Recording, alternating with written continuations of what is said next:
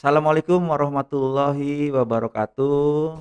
Biasa saya menyebutnya adalah Bunda guys dan Ayah guys dimanapun berada. Balik lagi ke channel santai kita ngobrol bareng bintang tamu yang spesial. Dan tamu kita hari ini adalah seorang praktisi dan ahli gizi. Yang pasti dia adalah guru saya. Ya, Saat ini beliau menjabat sebagai Health and Nutrition Manager Danone Indonesia. Berarti orang penting dalam hal nutrisi dan kesehatan khususnya di Danone Indonesia. Beliau adalah Pak Alwan Bukhori. Assalamualaikum Pak Alwan Bukhori. Waalaikumsalam warahmatullahi wabarakatuh. Berarti Ya. biar leluasa kita Hmm. coba buka maskernya karena saya juga berjarak ya dengan Pak Alwan Hmm. sesuai dengan prokes gitu. Hmm. Nah, alhamdulillah Pak Alwan terima kasih sudah sampai juga di studio podcastnya PAUD Institute ya. Hmm. Dan studio ini adalah sebagai media komunikasi kita buat para guru yang ada di seluruh Indonesia, Pak Alwan. Nah, Hmm. gimana Pak Alwan kegiatannya di masa pandemi gini? Apakah masih tetap aktivitas kantornya? Oke Mas Danang, terima kasih sebelumnya kami ucapkan kepada Bunda guys sama Ayah guys Guys. ya. Selamat pagi Bunda dan Ayah, mudah-mudahan sehat selalu di masa pandemi ya Mas Danang ya.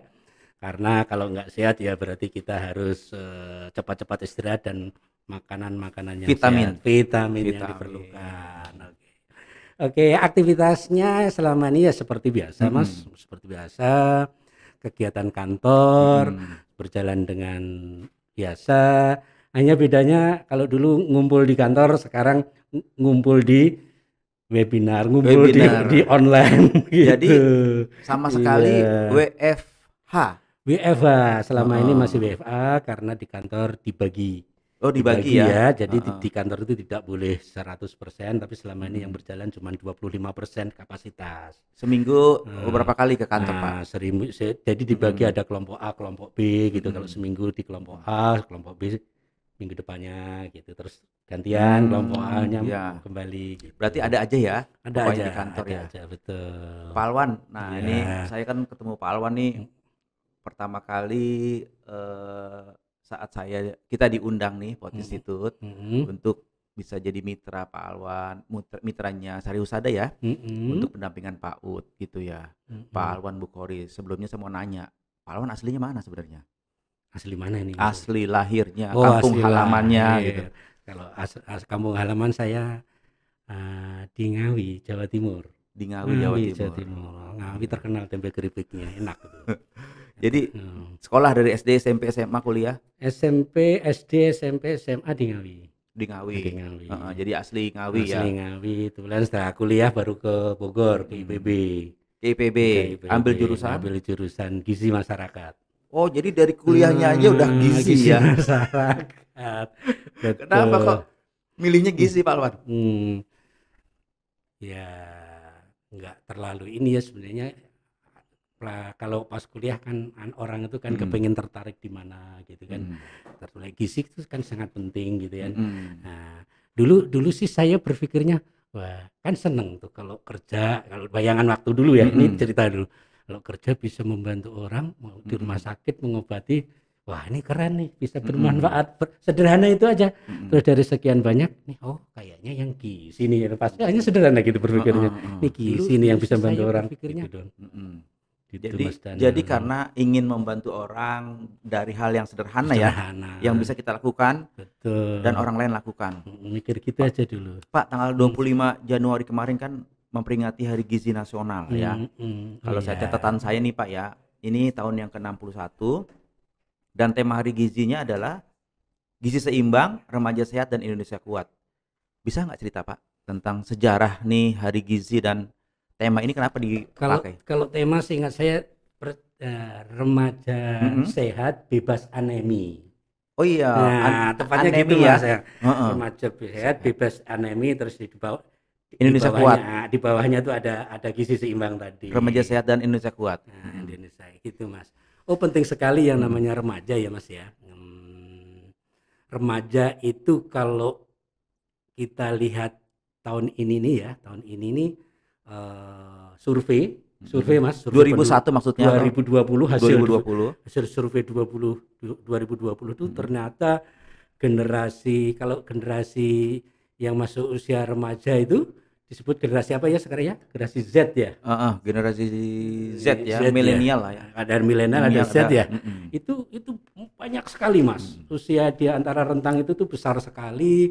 Bahkan lebih dari 27% yang generasi Z ini. 20%. Sementara yang milenial itu yang usianya di antara 25 sampai 30 sekian gitu, itu sampai 25%. Sehingga kalau digabung milenial dan generasi setengahnya penduduk Indonesia, luar biasa enggak? Surplus demografis ya. Nanti itu bayangan kita, wah ini kalau ini remaja ini digarap dengan baik, otomatis nanti pada saat dia semakin produktif, usianya semakin lama dia termasuk usia produktif, menjadi sumber daya yang potensial untuk negeri ini, Mas. Malah itu yang dibilang bonus. Nah, makanya tema untuk remaja sehat bebas anemia itu sangat penting. Kenapa? Karena ya kalau anak remaja kita anemia, dia aktivitasnya anemia itu apa? Anemia itu kekurangan zat besi, Mas. Kekurangan zat besi. Di dalam dia kekurangan zat besi sehingga dia akan muncul anemia, itu kita sebut anemia itu. Zat besi macam-macam ya sumbernya ya dari sayuran yang berwarna hijau, makanan yang dari hewani gitu. Nah itu kalau remaja itu kekurangan itu akan produktivitas belajarnya akan terganggu. Berpengaruh Pak ya? Oh, berpengaruh. Konsentrasi. Dia mudah lelah. Walaupun makan nasinya banyak gitu ya, itunya kurang, mudah lelah gitu. Kayak kalau Mas Danang merasa cepat lelah, jangan-jangan memang kurang asupan anemia. Kalau cepat lelah karena usia atau karena zat besi, Pak? Dua-duanya. Jadi karena pentingnya bisa memberikan layanan gizi yang baik di usia remaja, oleh karenanya temanya tahun ini tentang remaja. Tentang remaja itu sangat potensial sekali, plus ya situasi pemerintah kita saat ini juga menghadapi permasalahan stunting yang masih banyak kan. Stunting itu kondisi di mana terjadi kekurangan energi secara kronis yang dimulai sejak dalam kandungan gitu kan ya, yaitu secara kronis hingga terus kemudian lahir juga masuk kategori stunting. Nah itu sedang dihadapi oleh pemerintah supaya diturunkan sedemikian rupa, bahkan di tahun ini sudah turun akan menjadi target kembali untuk diturunkan pada tahun 2024 nanti hingga 14%, kan luar biasa itu. Pak, stunting itu di anak, di remaja atau di dewasa? Untuk saat ini yang diukur adalah anak ya? Itu anak yang baru lahir itu. Tapi stunting remaja ada? Enggak ada ya. Jadi anak ya, gitu. Jadi remaja termasuk anak-anak itu. Gizi gitu ya. Nah, sejarah Hari Gizi tanggal 25 tuh Pak. Oh, itu panjang nih ya. Kita anak-anak ini kalau akhirnya cerita. Ada cerita sedikit nih tentang gizi nih. Bunda dan ayah, tentang Hari Gizi ini ternyata kita memang ada sejarah yang cukup besar, yaitu pada waktu itu pemerintah kita sudah merdeka. Nah, namanya baru merdeka berarti infrastrukturnya juga belum sedang dalam proses penataan, pembangunan. Nah, kemudian terjadi permasalahan gizi yang masih tinggi pada waktu itu di era pasca kemerdekaan, gitu kan, masih tinggi, sehingga pemerintah kita ini menjadi perhatian penting ini untuk diatasi, karena sudah pada waktu sudah memikirkan ini masa depan anak-anak kita itu adalah tergantung anak-anak kita. Kalau anak-anak kita konsumsinya tidak benar, maka ya akibatnya akan fatal. Nah, oleh karena itu pada waktu itu pemerintah itu menugaskan Profesor Purwo Sudarmo gitu kan. Itu saya ingat beliau itu Bapak Gizi kita gitu. Bapak Gizi ya. Bapak Gizi. Pada waktu itu beliau ditugaskan untuk mengatasi masalah ini. Apa yang dilakukan oleh beliau melakukan mempersiapkan sebanyak mungkin orang untuk bisa memberikan penerangan kepada masyarakat tentang makanan. Beliau membuat sekolah gitu, sekolah juru penerang masalah makanan. Nah, gitu. Berarti yang penting sosialisasi sampai ya. Jadi sosialisasi gizi itu harus nyampe ke masyarakat tuh gimana nih sama Profesor Pak Purwo Iya, ini iya. ya gitu. Akhirnya dari situ muncullah proses pelaksanaan waktu itu tuh dimulai tanggal 25 Januari tahun Oh, 1951. 25 Januari Januari tahun 1951 itu nah, momen momen pertama. pertama. Nah, Itu yang dipakai itu sebagai yang hari dipakai hari gizi. gizi gitu. Karena Gitu. pada waktu itu kepedulian pemerintah terhadap rakyatnya besar, startnya terbentuk pada tanggal 25 ini. 25 gitu. Nah, jadilah Jadi hari memang gizi ini. dari dulu sudah menjadi pemikiran pemerintah ya, karena gizi itu berpengaruh terhadap kualitas generasi Betul. Nah, ke makanya depan. waktu dulu sampai saking nggak semua rakyat Indonesia ini punya pendidikan yang tinggi. Iya. Akhirnya para ahli ini membuat edukasi yang sederhana yang mungkin kita semua kenal ya. Iya. Kalau dulu 4 sehat 5 sempurna kan dulu Oh kan. dulu. Maksudnya sampai ngelotok Itu kan kita. zamannya 51 itu. Pokoknya awal-awal itu Awal-awal itu lahirlah 4 sehat 5 Ya. sempurna. Empat- Sempurnanya kalau nggak salah tuh saya masih ingat susu ya. Oh, ada susunya Jadi yang pertama ada karbohidrat, uh, terus makanan pokok, ya, makanan lauk pauk gitu, sayur dan buah, terus ditambah susu. dilengkapi oleh susu. Gitu kan. Oke, itu waktu dulu itu udah luar biasa, luar Iya. kepala kita sampai Sudah ada ide ya. udah ide luar biasa untuk menyederhanakan ya komunikasi Heeh. dari tentang ilmu gizi yang kompleks Iya. tapi disederhanakan sesuai karakteristik 4 sehat 5 sempurna. waktu itu. Nah, namun dalam perjalanannya ilmu kan berkembang. Iya. Ya, sekarang sudah lebih diarahkan kembali, gitu kan, diarahkan kembali. Oh, ternyata yang benar adalah lebih ke adanya prinsip gizi yang seimbang sesuai dengan yang kita butuhkan, gitu kan. Ya. Nah, gitu kan. Nah, Oke. berarti Gimana? nah ini kalau ngomong sama Pak Alwan nih, kalau ngomongin gizi istilahnya daging semua. Berarti gimana Iya. Pak sekarang kondisi permasalahan dan solusi tentang gizi anak Indonesia hari ini setelah berjalan dari 51 ya sampai 2021 sekarang? Oke, Mas Danang. Nah, kita sedikit kalau anak kita klasifikasikan dulu ya. Iya. Tadi ada anak usia dini gitu kan, karena anak apalagi ini bunda-bunda yang dipaut nih ya. Anak usia dini, dari anak usia dini, sebelum anak usia dini berarti mulai dari bayi gitu kan. Ya, permasalahan stunting yang tadi awal-awal tadi kan kita bercerita, ternyata anak-anak Indonesia ini masih menghadapi permasalahan stunting. Ya tadi stunting itu apa? Stunting itu bukan hanya pengertian seperti kamu tubuhnya pendek, kuntet, bukan itu gitu ya.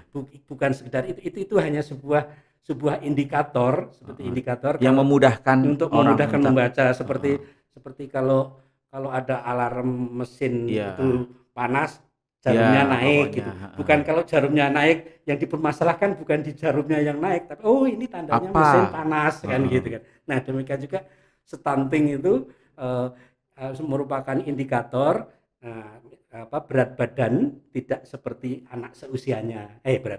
Tinggi badan tidak seperti anak seusianya. Termasuk berat juga? Bukan. Kalau berat nanti kategorinya bukan di stunting. Gizi buruk ya, misalnya. Gizi kurang, gizi buruk. Tinggi. Nah, ingat ya bunda-bunda, tinggi. Ya. Dan yang lebih penting lagi gitu, ini sebenarnya menggambarkan kondisi konsumsi gizi atau kecukupan gizi anak itu terjadi secara kronis sudah sejak dalam kandungan. Kandungan. Jadi sejak dalam kandungan kebutuhan kan anak itu walaupun di dalam perut kan butuh makanan, dan disalurkan lewat tali pusar itu ya. Itu tergantung apa yang dimakan ibundanya. Kalau bundanya terpenuhi dengan baik karena paham gizi nih, ngerti dengan baik, akhirnya anaknya juga yang di dalam perut terpenuhi dengan baik. Itu insya Allah nggak akan terjadi masalah stunting itu. Tetapi kalau kadang kan ada aja ya namanya orang hamil, ada yang nggak doyan makan, kepengennya makan milih-milih, gitu malah jangan makan banyak-banyak, nanti takut anaknya gede, susah lahir, kan macam-macam berpikirnya. Padahal ketika hamil itu makanan ibunya itu harus nambah, karena di samping untuk ibunya supaya sehat, anaknya yang di perut juga supaya tumbuh dengan baik. Jadi double Iya, gitu harus ya. banyak ya karena menghidupi janin yang ada di Betul. dalam. Nah, akibat kurang itu, Heeh. makanya kita sebut stunting tadi, itu pengaruhnya kemana? Yang paling fatal itu adalah pengaruhnya terhadap pertumbuhan dan perkembangan otak, Mas Danang, sebenarnya. Iya, karena sedang proses di dalam Sejak di dalam janin. kandungan itu Heeh. proses pertumbuhan dan perkembangan Mhm. sel-sel, terutama sel otak itu sudah Tapi berlangsung. nggak cukup banyak Pak ya, porsinya, tapi kualitas makanannya. Kualitas makanannya gitu. Boleh nggak Pak nih kalau misalnya kebetulan ada bunda-bunda yang Mhm. ingin tahu apa sih makanan yang disarankan ibu Untuk hamil anak-anak. gitu? Nah, kalau ibu sama hamil ya tetap ya mengkonsumsi protein dengan baik, ditambah supaya tidak Protein ya. protein itu tetap butuh, terus asam folat. Asam folat itu banyak dari makanan-makanan untuk biar tidak terjadi permasalahan pada janin gitu kan, Iya, kan bisa jadi permasalahan akibat kurang asam folat. Itu iya. banyak sekali asam folat itu. Adanya di mana asam Itu folat? kayak kayak pepaya, maaf, pisang gitu tuh Pisang. banyak banget pisang. Iya, Terus makan alpukat juga bagus gitu ya. iya. Kalau minum-minuman nggak ada masalah, teh atau baiknya air putih. Baiknya sebaiknya tetap ya air putih, Air putih. tetap itu harus ya. Terus Iya, kalau memang konsumsinya kurang ya perlu perlu memikirkan kalau dia tahu tahu ilmunya, iya. ini yang saya makan kurang, saya butuh instan, dia bisa mencari eh, produk-produk instan yang untuk Susu. susu, misalnya Oh untuk ibu iya. hamil kan ada itu Melengkapi ragamnya. ya, melengkapi, Melengkapi karena itu. mungkin sulit cari makanannya, Betul, susu bisa jadi pelengkap. melengkapi. Sebenarnya nggak sulit, Iya, tapi kadang kan itu tadi susah makan, akhirnya nggak terpenuhi. Oh, iya. butuh yang lebih instan gitu ya. Itu tersedia juga banyak kan Oke. di toko-toko banyak. Itu periode, Periode saat di dalam kehamilan. kehamilan. Sekarang setelah. Setelah lahir ya tetap ya itu tadi konsep 4 sehat 5 sempurna yang telah Mhm, disempurnakan tadi menjadi mhm. gizi seimbang tadi itu perlu diterapkan pada konsumsi anak-anak. Lah kalau masih lahir 6 bulan pertama, dari lahir 6 bulan pertama itu para ahli kesehatan menyarankan cukup ASI. ASI Nah, terbaik itu ya? terbaik cukup Nah, ASI karena memang cukup mhm. kebutuhan zat gizi anak antara usia 0 sampai 6 bulan itu bisa dipenuhi dari ASI-nya ibu. Dengan catatan Heeh. ibunya konsumsinya yang baik gitu ya. Iya, Makanya maaf, ibunya harus mengkonsumsi yang baik biar biar ASI-nya itu juga bisa memenuhi zat gizi iya. yang baik bagi anaknya Jadi gitu ya. bukan hanya masa kehamilan, tapi setelah itu 6 Hmm, bulan pertama saat ASI, hmm. memberikan ASI ibunya harus maksimal. Harus minum dengan baik, makan dengan baik untuk memenuhi gizi anaknya. Karena mau tak mau, apa yang dimakan ibu adalah yang dimakan anak. Kan gitu kan? Iya, Nah, gitu Mas Rana. begitu pentingnya ya. Setelah itu ada Mhm, namanya mulai kita ngasih makanan pendamping ASI.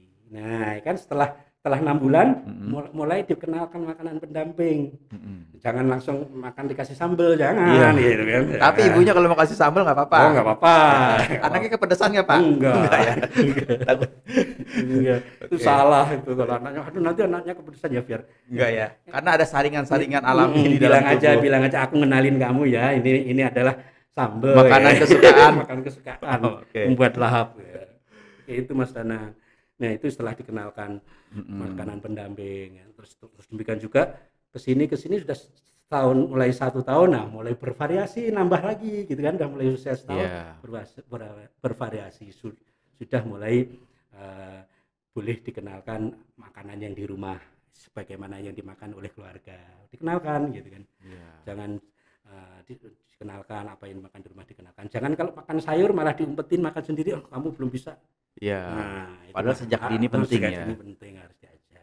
Itu 1 tahun, dua 1 tahun, 2 tahun, tahun tiga terus. tahun. Nah, Oke. berarti disitulah krusialnya Pak ya, pada Mm-mm. saat, dalam, kehamilan, Mm-mm. setelah itu terdeteksilah stunting-nya misalnya ya, Pas lahir, ukuran tubuh normal heeh, berapa ya Pak ya? ukuran tubuh normal kan di atas 48 itu masih, 48 senti. atau Mhm. kalau kalau di bawahnya itu sudah masuk Kita kategori harus waspada, waspada, sudah gitu. masuk Jadi, kategori stunting.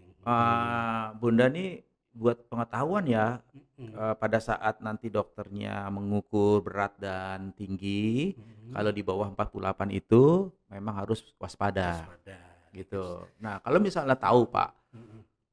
anak saya 40 senti, gitu, Mhm. apa yang harus dilakukan Pak ya? Biasanya kalau kalau kayak gitu kejadian khusus ya. Kejadian khusus. Lahir belum waktunya, ada kejadian khusus itu udah ranah kedokteran, ranah dokter yang nanti yang ranah Atau yang khusus. menderita stunting itu? Tidak semua begitu. Stunting Hmm. tidak selalu ada permasalahan di sana, Pada awal tapi sebagian besar ada. seperti Gitu itu ya, ya. seperti itu. Hanya kalau biar nggak terlalu ekstrim, misalkan lahir 47 Oh, senti gitu ya, biar nggak ekstrim. Oh, itu bisa dikejar. bisa dikejar. Bisa dikejar konsumsinya supaya cepat tumbuh. Berarti Mm-mm. setelah lahir itu bisa juga proses penanganan bayi ini bisa menyebabkan stunting, bisa ya? Oh bisa. Di situ malah ya? Di situ pas ini lahir, kalau 48 lah anggaplah. gizinya nggak terpenuhi dengan baik, oh dia nggak bisa tumbuh dengan baik. Iya. Sel-sel otaknya yang tadinya sudah ada, sel-sel tubuhnya yang sudah ada, dia tidak akan berkembang secara optimal. Iya. Karena tetap butuh nih, misalkan oh lahir normal, tapi kita tidak ngasih konsumsi dengan baik supaya tubuhnya si anak ini bisa tumbuh dengan baik, ya lama-lama dia akan keriput gitu, istilah bahasa saya keriput ya, artinya tidak bisa berkembang dengan baik. Itu bahaya juga. Berarti kalau kita simpulkan ya Pak ya, di 6 bulan pertama tuh ASI ya, karena kebutuhannya kan cuma ASI, dia nggak mungkin dikasih makanan tambahan. Maksudnya bukan tidak mungkin, tapi sebaiknya ASI. Memang berarti disarankan 6 di bulan. sinilah ibu yang punya bayi 6 bulan ke bawah itulah yang harus mengkonsumsi gizi betul yang sebaik-baiknya. Betul Bunda Pot, seperti kata Mas Kana. Oke, ini di anak PAUD karena Pak Alwan nih selain ahli gizi juga pengamat PAUD nih yang luar biasa. Ya Bu, saya punya banyak kegiatan bersama Bunda Pot banyak sekali. Iya, jadi di PAUD-nya ya karena penting. Oke, terus sekarang masuk ke jenjang anak-anak usia SD, Pak. Ya, sebelum ke sana Mas, kalau yang diperbaiki jumlah sel otaknya anak stunting itu tidak, karena itu sudah terjadi sejak di dalam perut, hanya mempertahankan supaya tidak semakin jelek gitu ya. Yang anak stunting tadi, kalau ini anaknya stunting nih, yang krusial kan sebenarnya lebih ke jumlah selnya, sel otak ya, sel otak kan mempengaruhi kecerdasan. Benar.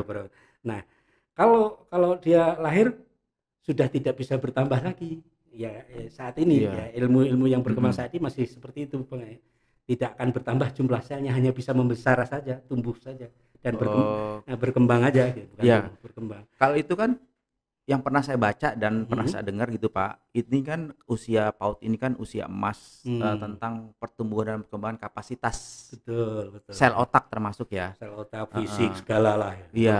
Jadi memang mengembang kalau secara fisik mungkin bertambah, mungkin membesar. Tepatnya membesar. Kalau jumlah sama. Jumlahnya masih sudah sama pas lahir segitu ya. Adil, itulah Allah Maha Adil ya. Terus setelah itu berkembangnya itu karena dibiasakan itu tadi, distimulasi makanan, dan stimulasi kita diajak bicara itu kan stimulasi. Iya. Keberhasilannya adalah membesar atau tidak. Membesar atau tidak. Gitu. Nah, membesar tidaknya itu dipengaruhi oleh makanan, lingkungan dan gizi. Gizi termasuk lingkungan kan dari luar. Dan stimulasi. Itulah. Berarti untuk mencegah adanya stunting, program pemerintah yaitu memberikan penyadaran kepada orang tua. Gitu. Padahal itu sudah sejak tahun 51. Bahkan sebelumnya ya. Itu permasalahan. Nah, terus di SD remaja gimana Pak? Kalau anak-anak sekolah kan makanya ada digerakkan supaya sarapan gitu ya. Sarapan. Nah, tapi kan masih sarapan yang seperti apa? Itu yang tapi dia sudah sarapan aja udah berarti terpenuhi energi berarti karbohidratnya ada gitu, energi sarapan kan. Saya nggak menyebutkan merek, pokoknya sarapan dulu. Sarapan tentunya juga memenuhi kaidah isi piringku. Isi piring. Ya kayak isi piring itu makanan untuk sekali saji. Sekali saji. Nah, jadi ya ada karbohidrat itu juga jangan hanya beras ya, ada singkong, ada ini kan macam-macam, ubi itu karbohidrat ya. Nah, tapi bukan berarti saya makan singkong plus nasi dalam waktu bersamaan, bukan begitu. Begitu. Apalagi ditambah cireng, itu karbo juga. Ngeteh ya. Nah, terus tetap harus ada lauk pauk hewani dan nabatinya ada Porsi-porsinya Pak? porsinya ya ada porsinya, Ada ya? setiap anak harus terpenuhi itu. Nah kalau misalkan susah Pak, ini kan seringnya susah pagi-pagi suruh makan sayur gimana ya, dikejarnya nanti di siangnya gitu kan. Jangan Oh. jangan susah-susah gitu. Kalau sekarang paginya bisanya cuman nasi sama telur, ya sudah dikasih itu, tapi nanti snacknya dikasih buah ya gitu Iya. kan, snacknya gitu kan, gitu. Harus cara-cara pinter-pinternya aja Iya kita iya ngatur iya. kan gitu kan. Pokoknya itu komunikasilah antara ibu dan Untuk anak. bantu dan anak gitu. Remaja, makanya, temanya tahun ini Mhm. adalah fokus ke remaja, Nah, gitu. betul remaja. Kembali kan tadi anak terus kemudian ke remaja, anak remaja gitu kan. Kenapa penting itu kan? Karena sekarang aneminya juga cukup tinggi kan berarti ya. Ini berarti udah ada penelitian bahwa anak-anak Indonesia sekarang yang remaja ini, mereka krisis tadi, Mhm. zat besi. Kekurangan zat besi, terutama dari remaja putri ya khususnya ya, karena bulan Indikasinya apa, Pak? setiap bulan kan mereka kedatangan tamu itu ya, setiap Mhm. bulan, yaitu itu cukup cukup membuang zat besi juga gitu Oh kan. iya. Nah, gitu kan. Sehingga kalau Oh, iya iya konsumsinya iya iya kurang iya. bagus, pada saat itu dia lelah sekali, pusing sekali gitu kan. Orang kita sendiri kalau lelah, Iya iya. lagi pusing, sedikit ada masalah, ya cepat marah, cepat ini gitu kan. Terus plus konsentrasi kerjaan juga nggak akan kerjaan Iya. dalam pengertian di sini siswa ya, Mhm. tugas belajar Belajarnya tidak jadi bisa nggak konsen. konsen gitu kan. Oh, Gitu kan. dan nggak menyadari bahwa itu Nggak sebenarnya menyadari, bukan hanya dari masalah emosi, bukan dari emosi, tapi dari masalah konsumsi yang kurang tadi. dan Gitu. remaja perempuan dan remaja lelaki berbeda un Berbeda untuk kebutuhan kebutuhannya. konsumsi zat. Tapi intinya sama aja, tetap Heeh. tetap perlu zat besi juga Iya, gitu. Tapi memang ada beda ada sedikit. proses alami itu Nah, tadi, proses maka perlu alami diganti atau ditambah. ditambah konsumsinya yaitu kebutuhan alami zat besi kan banyak sekali. Anemia, Mhm. anemi tadi tadi apa, anemia atau anemi, Pak? Sama aja, Sama aja ya? Oh, terserah menyebutnya anemia boleh, anemi boleh. iya iya iya. Tapi dua-duanya akibat dari kekurangan zat besi di dalam konsumsi makanannya gitu ya. Iya. Itu Mhm. termasuk menambah imun di masa pandemi nggak, Pak? Hmm. Itu berbeda lagi? Ya termasuk ya kan Heeh, orang kalau ada gizi. kekurangan salah Iya, satu vitamin atau mineral yang di tubuh, bukan berarti dia iya. hanya sendiri, kan dia akan berpengaruh dengan yang lain gitu kan. Mhm. Seperti Mas Danang gitu kan, Oh iya. jari tangannya itu kena jarum gitu, ini dia nggak teriak, mulutnya maksudnya aduh gitu kan, Iya, nanti reaksinya heeh akan heeh. berkesinambungan, kekurangan zat gizi, salah satu zat gizi akan berpengaruh kepada Iya, yang lainnya makanya gitu. seimbang. Seimbang, harus seimbang gitu. Nah, ada caranya juga Mas gitu kan. Iya. Zat besi itu eh, ada caranya, akan supaya bisa diserap di tubuh dengan baik, gimana ya caranya ya Nah, gitu iya kan. iya iya, Oke, jangan orang tua sudah menyediakan ada sayuran hijau, terus mhm. sudah ada makanan hati Oh iya, ayam, apa aja, Pak, tuh? Berarti sayuran hijau, hijau, terus terus ikan, hati ayam, hati ayam, semua hati semua hati termasuk lah, jangan hatimu ya, jangan ya. hatiku dan hatimu enggak ya? Jangan. Hati sapi semua? Iya. Heeh, terus Ayam, ikan, dagingnya, nah, daging juga tinggi. protein sama dengan zat besi, beda? Protein sama dengan zat besi beda, tapi biasanya kalau makanan hewani kaya akan protein, kaya Kayak akan akan zat zat besi. besi. Nah, itu biasanya begitu. Nah, caranya, gitu Heeh, kan caranya, gitu. Karena dia supaya bisa diserap oleh tubuh itu tidak sendirian, seperti mhm Mas Danang gitu kan, mhm supaya bisa kerja itu perlunya kerja tim, gitu kan mhm, ya. Contoh, kolaborasi nih. kolaborasi nih, itu ternyata makanan juga butuh kolaborasi. Iya, nggak bisa sendiri. Nggak bisa sendiri, misalkan di PAUD ada kepala PAUD, ya kan? Iya, Nggak ada gurunya, pusing ini anak nari lari terus bener, pusing, butuh kolaborasi dengan guru, kolaborasi. bahkan dengan orang tuanya. Nah Kira-kira makanan juga seperti itu. Zat nah, besi supaya bisa masuk dengan baik jika ditopang oleh konsumsi vitamin C.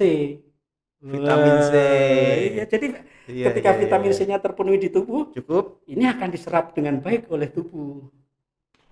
Itu namanya kolaborasi Jadi zaman kini. perlu Nah, dicukupkan dulu vitamin C, vitamin C, sehingga makan-makan yang tadi itu zat besi itu besi, tidak sia-sia. sia-sia. Betul. Kolaborasi. Kolaborasi namanya. Nah, berarti vitamin C apa aja, Pak? Yang Nah, mudah nih. vitamin C.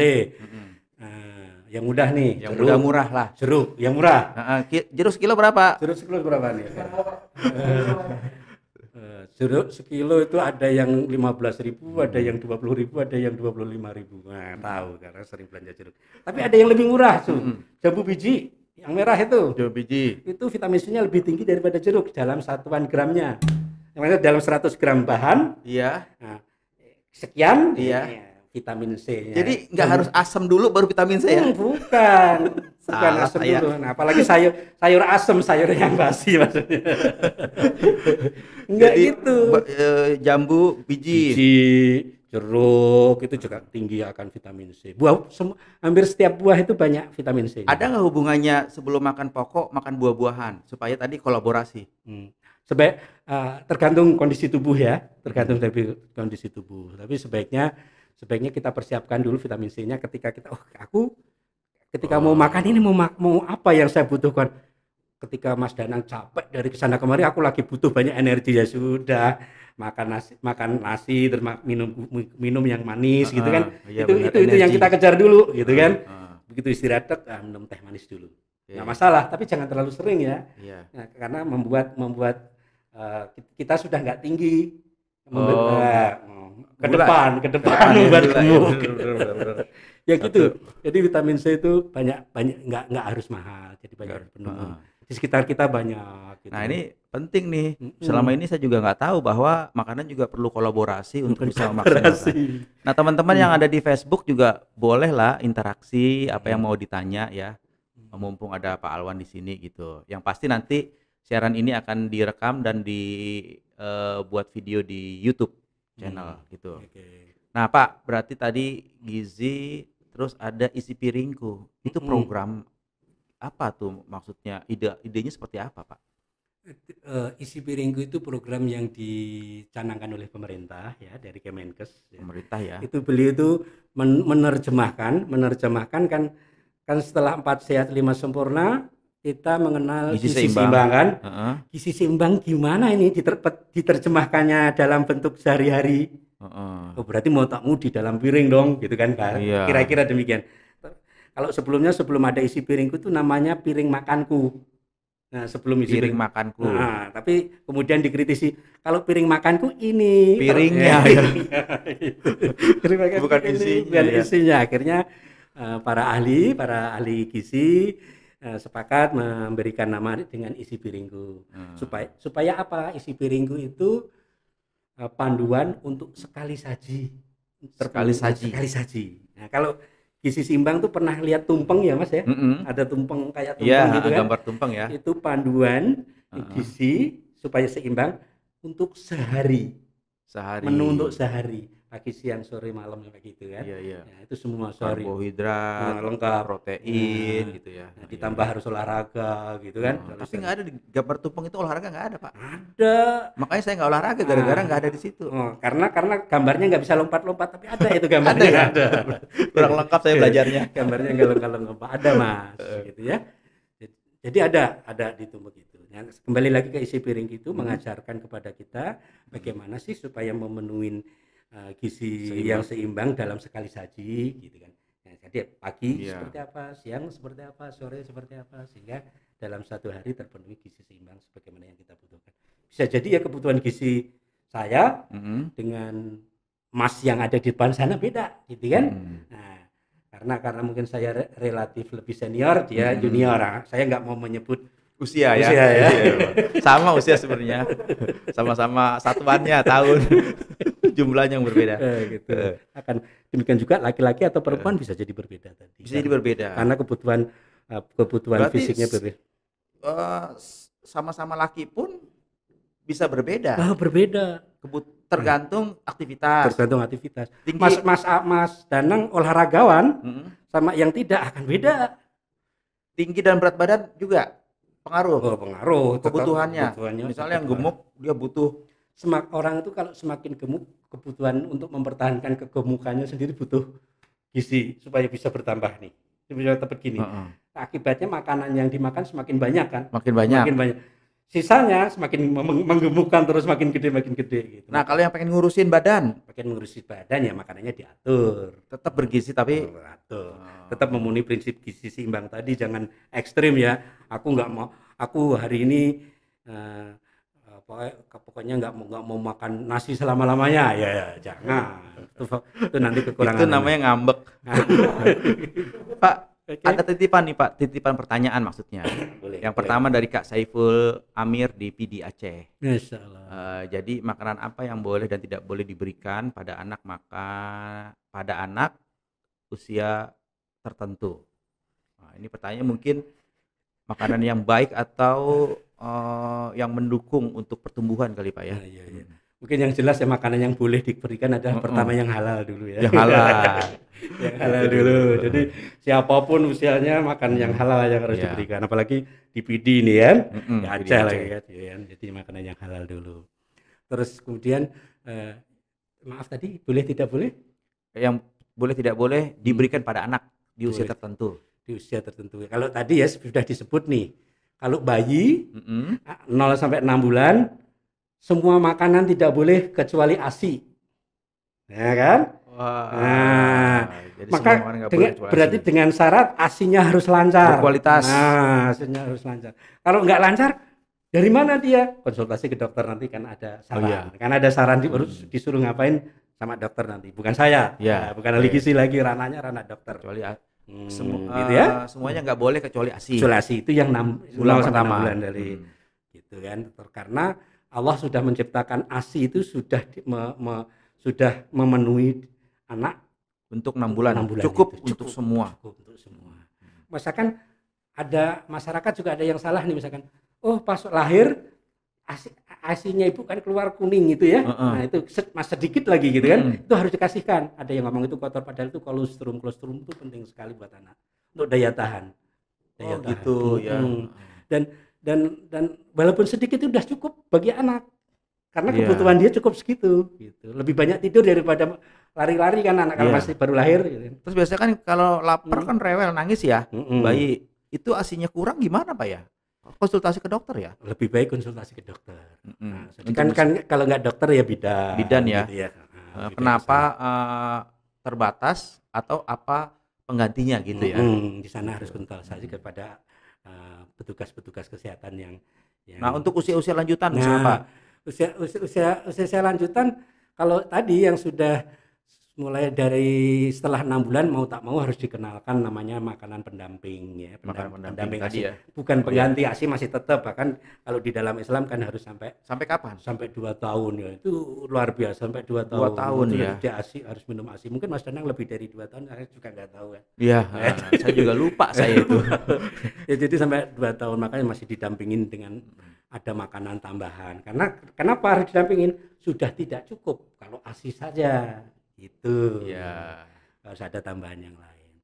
Nah ketika mengasih tambahan yang lain itu sampai 6 bulan berikutnya yang agak lumat dulu gitu kan ada tuh kasih bubur pisang boleh setelah 6 bulan ya. Setelah 6 bulan mulai dikenalin. Kenapa pisang Pak? Yang dari adik saya yang kedua, adik saya yang ketiga pisang ini. Kenapa pisang? Karena melembutkannya gampang kan. Dan vitaminnya juga cukup bagus. Bagus ya. Semua pisang. Yang kan ada pisang batu ya jangan, yang ada banyak batunya jangan. Semua pisang repot ya. Apalagi pisangan lama, pisangan baru ya jangan. Itu nama daerah Pak. Nama kampung itu. Terus selanjutnya melihat kebutuhan lagi. Pada prinsipnya semua makanan perlu dikenalkan. Itu ya. Nah, sama anak tuh harus dikenalkan sejak dini. Nah, kalau jadi ketika masih anak kita makan apa tuh diajak. Sambil dialog. Kita makan, kita diajak gitu. Kita makan sayur, diajak dikenalkan. Tuh yang lebih menarik lagi nih tentang sayur. Susah nih anak makan sayur. Iya, itulah problem. Atau orang tua juga itu gitu kan. Problem kita itu, Pak. Susah nih makan sayur. Ini bagi orang tua nih yang sudah bisa berpikir lebih jauh nih. Dewasa ini ya kalau dulu kan makan sayur supaya buah supaya memudahkan BAB ya. Iya. Ceritanya karena banyak itu kan pepaya. Sayur juga buah supaya gampang BAB. Tapi yang jadi catatan di dalam buah dan sayur itu banyak sekali vitamin dan mineral yang dibutuhkan untuk daya tahan tubuh tadi. Apalagi musim COVID, itu butuh sekali buah dan sayur. Iya, iya, Nah, iya. satu itu. Terus yang kedua, di dalam tubuh itu kan banyak mikroorganisme nih. Iya. Banyak mikroorganisme, banyak makhluk yang baik, ya. Mikrobiotik yang baik, ada yang jahat.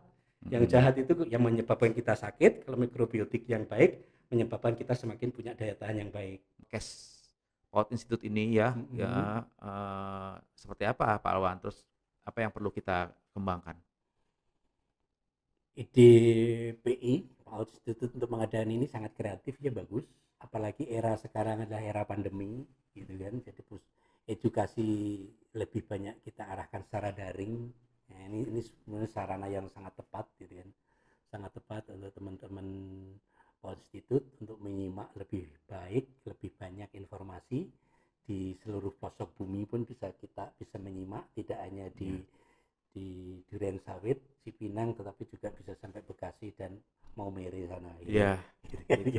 Gitu. Jadi mereka semuanya bisa menyimak. Permasalahannya cuma dua, gitu kan. Ada pulsa atau sinyal. Itu ada permasalahan cuma di situ doang. Ya mudah-mudahan nih perhatian buat pemerintah ya untuk bisa mendukung guru PAUD. Nah, terus kemudian PAUD Institute nanti akan membuat penghargaan award. Gitu. Gitu. Sekali, Mas. Perlu ada masukan-masukan dari Pak Alwan untuk penyelenggaraan ini kan dalam rangka mengapresiasi guru-guru PAUD Pak Alwan. Terutama juga ada namanya guru PAUD Heroik yang ada di daerah 3T. Apa pendapat Pak Alwan? Bagus ya, bagus sekali kalau Mas Danang dengan PI-nya beretikat baik untuk memberikan penghargaan, karena penghargaan pada guru PAUD ya. Guru PAUD itu kan kita sudah sering dengar ya. Benar. Kalau di Jogja itu mereka mendapat penghargaan berapa? 2M. 2M. Makasih Mbak. Gitu. 2M Iya. mereka aja. Gajinya 1.200.000. Kalau di Sunda gaji berapa? 1 juta. Sabar, jujur, dan tawakal. 200 ada Pak? Oh, dari 200 ada lagi. Berdoa terus. Nah itu dengan adanya ide untuk Word itu ya tentunya akan mendorong para bunda untuk berbuat lebih baik lagi, walaupun penghargaan sebenarnya adalah dari sana ya, dari Allah SWT ya. Tapi paling tidak kita mengantarkan supaya semakin berbuat baik sehingga catatan di hadapan Allah pun makin baik kan, gitu kan ya. Gitulah. Pesan untuk memotivasi guru PAUD, silakan Pak. Pesan untuk memotivasi guru PAUD, tanpa ada guru PAUD apalah artinya kita. Ya, begitu berartinya guru PAUD gitu. Jadi kalau nggak ada guru PAUD, proses stimulasi anak-anak itu akan berjalan dengan lambat, karena semuanya akan mengandalkan keterampilan orang tua di rumah dan apa yang ada di lingkungan. Tetapi kalau ada guru PAUD, otomatis proses stimulasi belajar anak, baik stimulasi motorik kasar maupun halus, bisa dibantu oleh guru di sekolah, akhirnya bisa diterjemahkan orang tua di rumah, sehingga proses percepatan edukasi itu bisa berjalan dengan baik. Makanya tanpa ada guru PAUD apalah artinya kita. Baik Pak Alwan, terima kasih banyak sudah hadir di podcast ini yang kedua ya, tapi istimewa sekali, daging semuanya tentang gizi. Mudah-mudahan ini nanti bisa jadi sumber belajar dan jadi bekal buat guru PAUD dalam mendidik anak-anaknya. Demikian, terima kasih Pak Alwan sekali lagi. Salam sehat, salam semangat ya. Wassalamualaikum warahmatullahi wabarakatuh. Waalaikumsalam warahmatullahi wabarakatuh. Terima kasih Bunda.